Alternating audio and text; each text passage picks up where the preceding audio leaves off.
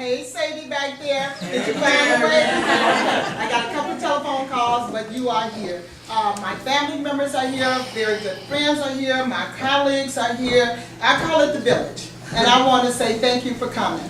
And I want to thank my husband up there that has been the wind beneath my wings. I came into the board 18 years ago, and I didn't know my husband worried about me, but I was always one that asked questions. So I came in September of that year, and I was a certified teacher. Passed the, what was it called, the National Teachers Exam, made some pretty good scores. Walked in the building, thought I was appointed, assigned, thought I had some rights. At the end of the year, I wasn't told that I was supposed to go down to the principal's office for an evaluation, so I skipped that. Like all teachers, it's 2:45, I went out the door. I got a little call, said, well, you didn't get your evaluation. I said, well, did I supposed to? And the assistant principal said, yes, that's protocol. I said, well, no one told me that, so I went home. Later that August, I passed the school. At that time, we didn't have cell phones. It was maybe 30 cars in the parking lot. So I went home, and I called back and said, oh, are the teachers in the building? And she said, yes. I said, oh, I didn't know. She said, you're not assigned to the school for September. I said, oh, I didn't know that. I said, no one told me that I wasn't assigned to your school. She said, oh, no, you're going to be a cadre. I said, what is a cadre? She said, a cadre means that you're going to be in a position. She said, I think you're assigned down to 51st and state. I said, oh, no, I didn't know that. She said, I suggested you go to the board. I went to the board. True enough, the board said, you're assigned at 51st and state. So I don't want to go down there. My mother had a very good friend that worked there and said, you know, this is not the right place for you. So I went to my second school. And I went to the second school, and at that time I knew that I was not assigned. I was not appointed. There I met Valerie. Say hello to me, Valerie. Hey, and we had this really, what do I want to say? Very interesting. Thank you.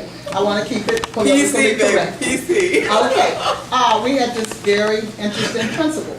Well, I had a room, she placed me in a room where she pushed this teacher out because they had some problems that they didn't get along well. Well, I didn't know that. But I didn't have books.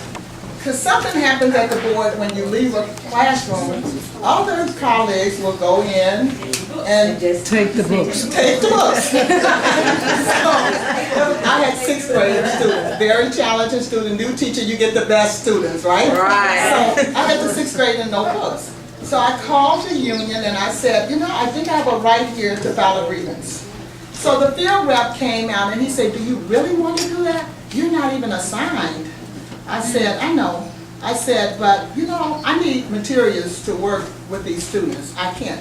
The union field rep actually tried to convince me not to file a grievance.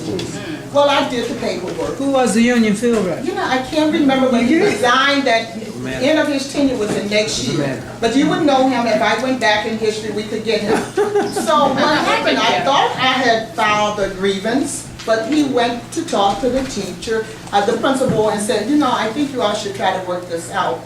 It didn't work. I stayed at the school for that year. The second year, I had an opportunity to leave, but for punishment, she would not sign that little administrative leave. Why would you want me here in that, you know, I have an opportunity to leave, but she would not sign. But on the 3rd year, she did. I think she got tired of Mrs. Perry with all the questions. So I left that school, and I went to my 3rd school. And that worked okay. It was okay. But I say that to say that I've been a fighter from the first year that I came in. I think the reason that the first principal did not want me to return was because I asked too many questions. The second principal, I knew darn well she didn't want me. I asked even more questions. And just last year, the board saw a reason for her to leave. So it was a long fight, but I would say that I was a part of that fight. I will continue that same fight.